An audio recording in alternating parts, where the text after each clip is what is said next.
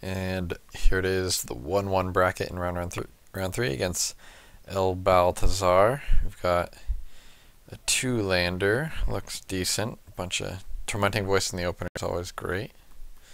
And we're on the draw, so this seems good. Haven't drawn a land yet. A little worrisome, but he's got double Evolving Wilds and finds double white. Okay. I searched this turn just so I can Tormenting Voice for sure. I'd hit a land anyway, so I'd rather leave open Spell Shrivel than Tormenting Voice this turn. Take my medicine. And since he comes to play tap land, and you know, blue-white control typically has like Student of Ojutai, would be a really bad card for him to land against me. I want to save my Spell Shrivel for that. And maybe sweep away his thing. If he wants to shuffle it away with Evolving Wilds, that's fine with me. Because I would have just killed it and would have drawn a card anyway, so it just saves me maybe a couple points of damage. And so here he plays Gurmag Drowner, which is not the 2/4 that I was hoping I'd be able to kill, but if you look at my hand again, I can't really kill 2/4s. So I'd rather just counter it and be done with it. And still not hitting land drops, so I guess I have to Tormenting Voice now and discard, I guess, Sweep Away?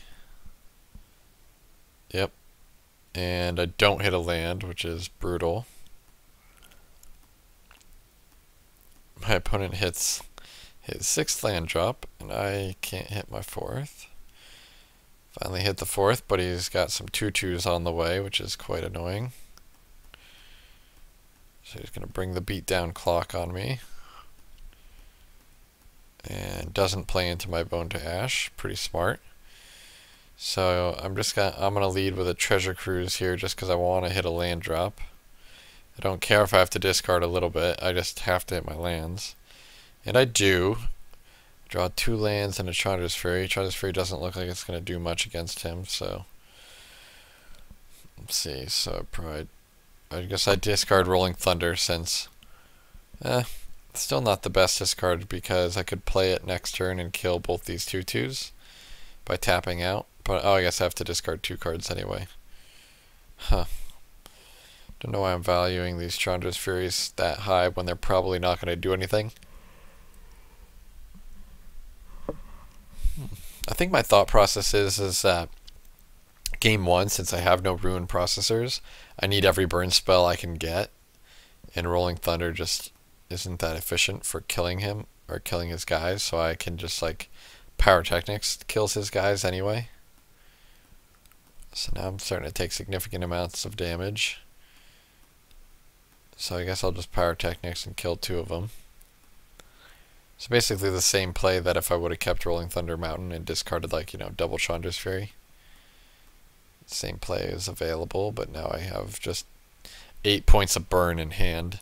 Here I make a mistake, and for some reason I wanted to Fiery Impulse his 2/2 on his upkeep, and I accidentally clicked through my turn with 8 cards in hand, but I really should have just Fiery Impulse this guy immediately, so I don't have to discard.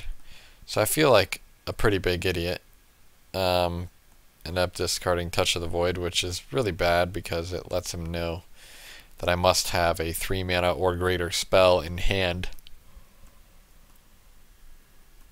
that I don't want to cast. So I just go for the double Fiery Impulse. I killed one of them before damage, took 2 damage, and then I left 4 mana open for Bone to Ash. But I've already drawn way more cards than him. He's probably just got a lot of dead removal spells in hand. Outcast, put a +1/+1 counter on it. Instead of making a 1/1, it actually doesn't matter. I can just cast Chandra's Fury right now in response to that trigger and kill his guy. So I'm pretty comfortable with where my spot in the game is right now. So I guess I'll just Chandra's Fury his guy into turn. And he, in response, Celestial Flares. just to save his guy.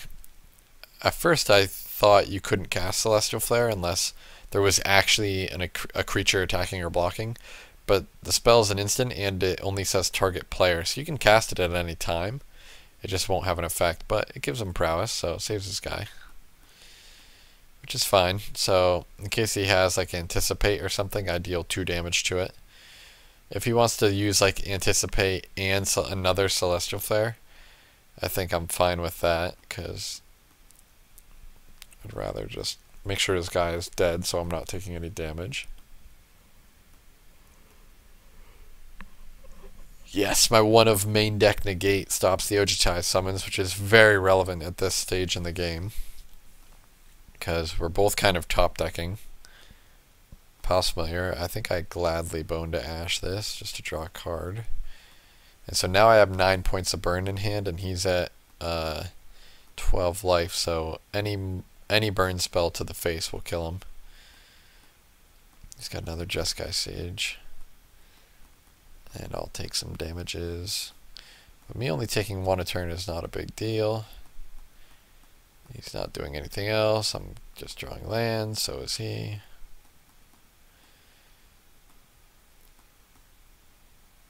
Get rid of my excess land, draw a Treasure Cruise, play that. Okay, Arc Lightning. Alright, so I don't want to cast all these spells before it's straight lethal. I don't want to let him to know what's up. I can cast all these spells next turn.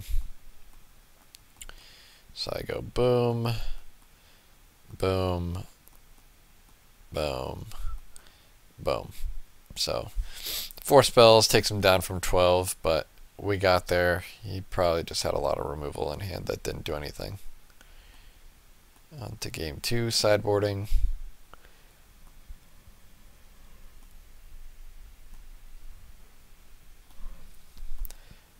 So I probably brought in some more negates and the Ruin Processor. And this hand looks good. Still got the Chandra's Fury in there since I guess he had the Sandstep Outcast. And Palace Familiar, both of which die to it. Here I've drawn a lot of lands. So yeah. So he hits me for 1 here, and then he plays Gurmag Drowner. My choice here is to Fiery Impulse the Palace Familiar or not. If I don't, he's going to sack it, draw a card, plus look at the top 4, and like he's going to be enabling Treasure Cruise, he's going to find Treasure Cruise. So I figure I might as well just Impulse the Palace Familiar. See if he exploits. He does not. And now for 5. I could Pyrotechnist this guy, but I'm just fine leaving Negate open. And Chandra's Fury. And he's got Student of Ojutai. That's a little annoying. So I think I just fire off a Chandra's Fury here, since I have another one. And it makes my Treasure Cruises better if I were to draw a Treasure Cruise. Drew comes and play Tap Land, which is pretty good because I can have my other untapped mountain play Ruin Processor the next turn. So this turn I figure I can just kill my opponent's Student of Ojutai so they don't gain any life. They just play another one. So now I don't have any way to kill it. I just play my untapped land and just run out a Ruin Processor. A little annoying that I don't get to gain any life because he doesn't have anything exiled, but it's fine with me. This is quite annoying that they're able to land Ojutai Summon this turn because I do have the negate for it, but I tapped out for the Ruin Processor. So here's an interesting decision point. I haven't drawn that much relevant stuff. Chandra's Fury is looking really bad. Negate isn't that great. I could use it to counter a 2/2 flying next turn, but not the best. So if I attack, he probably just doesn't block, and I would take 6 the next turn. So the race would be 11-11, but then I attack for 7 the next turn, and he attacks back for 8. So the race, and he can gain life with Student of Ojtai. I could have burn spells for him, so he might not want to take damage either, but we'll see. So I definitely attack, though, because if I don't attack, then he's just going to start slowly getting ahead by attacking with only his flyers. So I make this attack, and he blocks with his flyer, which I think is just a really bad play. He just shouldn't have blocked. But he doesn't know that I'm not holding like all burn spells. But you can see like he gains the 2 life here. He attempts Treasure Cruise, which gains him the life, but I definitely go for the negate. He has Dispel backup, so he gains more life. So he gains 4 life and gets to refuel his hand. And then gains another life off the land. So yeah, he hits me for 4. And now you look at the race. It's 13 to 25. So again, if he didn't chump last turn, I would again been hit 6 to 11, and he would be at 18. So, and then I'd now be taking 8 the next turn, down to 3. So, yeah, it would have been a lot worse for me. So I figure, again, I can't hold back now. I have to just hope he draws nothing, but that Dispel and Treasure Cruise was a really big deal for me. And Ojtai summons, alright, he gains the life, but this time at least I have the Disdainful Stroke to kill it. And he's got another Dispel. Yikes. And Spell Shrivel. So I drew too many counters this game in irrelevant times where he was able to land his spells and just beat me down with flyers. And even Treasure Cruise here he can just pay for. I can attack, I can process, put myself to 8, but I'm actually dead on board because I attacked with my Rune Processor. But if I didn't attack my Rune Processor, he would just attack me down to 2, and then he'd be at 1,000,000 life, so yeah. So yeah, that, I don't know what was necessarily relevant here. I guess Chandra's Fury is just really bad, and I should have sided those out.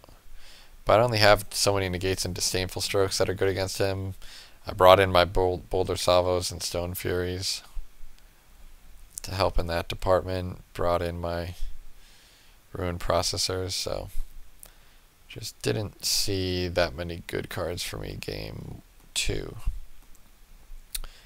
So game 3, let's see what we can do. Yeah. This hand seems reasonable. It seems like I keep drawing my 1 of Rolling Thunder in my early hand. I just kind of want to Miracle Bonfire it, you know, and just draw it late in the game. So I get to play my tap land, I guess, here. He does Palace Familiar. Spell Shrivels. Alright, I like seeing that in my early hand because I can leave it open. And he plays nothing. Looks like I am drawing all my top end and nothing to do with it. But I'm content with taking 1. Alright, land is perfect. And I get to hold open Bone to Ash. Here I play Fiery Impulse on the Palace Familiar just so that I don't have to discard.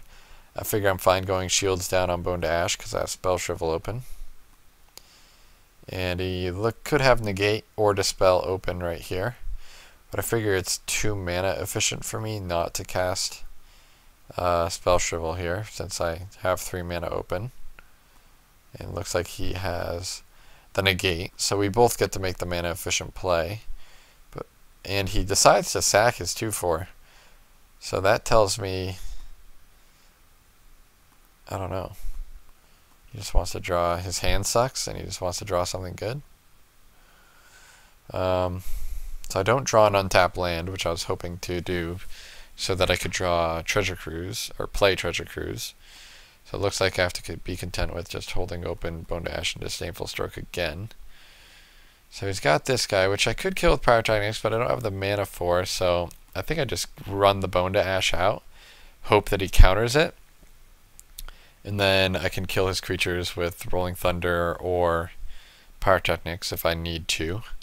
This also just ensures that I'm able to cast Treasure Cruise next turn, even if I miss my land drop. And of course it gets dispelled. And he makes this guy a 3/2, which is actually worse because Fiery Impulse can now kill it. And it's all the same for Arc Lightning. I guess it's just saving it from Chandra's Fury. But I think I sided more of those out this game because they were so bad. Here it's a little annoying. He was able to Treasure Cruise and hold open Counterspell mana, and I didn't hit a land. So if I go for Treasure Cruise this turn, it's awkward because if he counters it, then I just did nothing, and it's going to be really rough for me. But I have another Treasure Cruise, and it's probably my only legitimate play. I guess not. I guess I'm never happy with this Rolling Thunder. I don't know why I keep discarding it. It's actually has potential to be good late game, just to be like a little 2-for-1. But I really want to hit land drops this turn. I don't want him to... I guess if he had Dispel, then Treasure Cruise would have resolved anyway. And I guess if he had Disdainful Stroke, Tormenting Voice was better. And if he has Negate, then it's all the same. But I guess after casting Tormenting Voice first, if he had Negate, I'd at least be able to follow up with Treasure Cruise. So that was my thought with that. But I hit land, so he didn't negate. So I figure it's either Disdainful Stroke or Bust, and he doesn't have it. So I play it, and then I have to discard. Discard Touch of the Void. Mainly because I want to hit my land drops for the Ruined Processor. And it doesn't kill all the 4-drops. And this I can kill with like something else probably. I'm not scared of it. Student of Ojutai. And Gurmite Drowner. Is he going to sack his 3/2? No. Okay, so I get to play land. So with 6 mana, I can't necessarily play Boulder Salvo and anything else, which is really awkward. So I guess I just Power Tech next just to kill the Student of Ojutai so it doesn't gain more life. Looks like I'm going to have to take 5 damage this turn. He needs to place another Student of Ojutai anyway, which is annoying. And a Sand Step Outcast. So he's mounting quite the army. I'll go to 10. Draw another Ruined Processor though. So here's a weird spot. 1, 2, 3, 4, 5, 6, 7. So I could Treasure Cruise for 5. Get rid of my graveyard, and then follow up Boulder Salvo, kill Student of Ojutai, take 3, 4, 5, 6, 7, 8, and go to 2. But I don't like that. So he didn't have Disdainful Stroke earlier, and he does have a bunch of things here. So I think I make the easier or more safe play and just tap out for Ruined Processor and hope he doesn't counter it. Even if he does, I gain 5 and go to 15. And it does not get countered, so it actually holds back his whole team because he was reluctant to make 1/1 flyers. He leads with Treasure Cruise. That's a little annoying since I had 2 Disdainful Strokes in hand and I had to tap out pretty much to stop him from attacking. If he had Celestial Flare, he would have attacked, right? So makes me think he doesn't have Celestial Flare, which he might have boarded out. You know, he should have boarded out, but game 2 he did see Ruined Processor, so he could have boarded it back in. So I figure I'll just land the other one, gain more life, and you know, now I have walls up, which Chai summons. Again, that's a little annoying that he's able to resolve that with when I didn't have mana open for Disdainful Stroke. So instead, this turn I just decide to Boulder Salvo the 2/4. I don't want him to gain any more life because I know the Ojutai summon is going to be on rebound then the following turn. And it looks like he does have Celestial Flare, and he just didn't attack last turn for whatever reason, so maybe he top decked it. I don't know. That scares me though. I thought my attack was pretty free. Here, I mean, he could attack with everything if he really wanted to. But I let the second 2/2 flying resolve, since I just want to counter more of those or treasure cruises or whatnot. And looks like I got my own cruise to fire off here. And I hit all lands, which is pretty bad. So I had Tormenting Voice, get rid of a land, hit another cruise and a Touch of the Void, which isn't the worst. But now we're in a bad spot. I can hold open Disdainful Stroke, but he should attack with everything right here.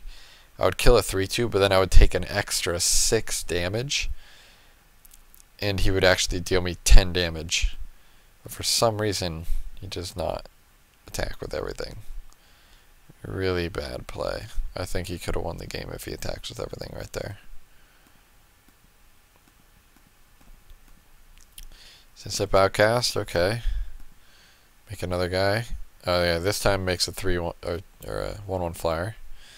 So now I need to start killing some fools. So it looks like I'm going to Arc Lightning to kill one of the flyers and that 1/1 flyer that got created. I will, I guess, Treasure Cruise while I'm at it. Really not drawing super well. Still holding open Disdainful Stroke. If he does, okay. How is that the attack? I block a 3/2 and take, again, 2, 5, 6, 7, 8. I take 8 extra damage this turn. I don't know. So I easily block. It's just one less creature that I'll have to kill. I really don't care if he draws a card. The card that he draws most likely gets countered by my Disdainful Stroke anyway. So I'm just happy to have a free opportunity to kill one of his creatures. Okay, at least drawing an Arc Lightning is relevant, so I'll lead with Tormenting Voice. Ship this land. Fire Impulse, okay, so we can really kill his team this turn. Arc Lightning kills the flyer and the 2/1, and then I can hold back. Guess I don't need to kill his guys quite yet, but there's a Disdainful Stroke target. He's got the Dispel. Do I go for it again? I do not, because I have the Boulder Salvo for it, but I did deny him the 2 life gain. So I think this is the turn where I Impulse his guy, Boulder Salvo his guy, Impulse his guy, and then beat down. I figure trading 7 for 2 is in my favor.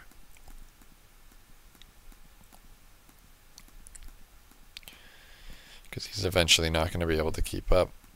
And it only took 2 attacks, and now he has chump blocking duty.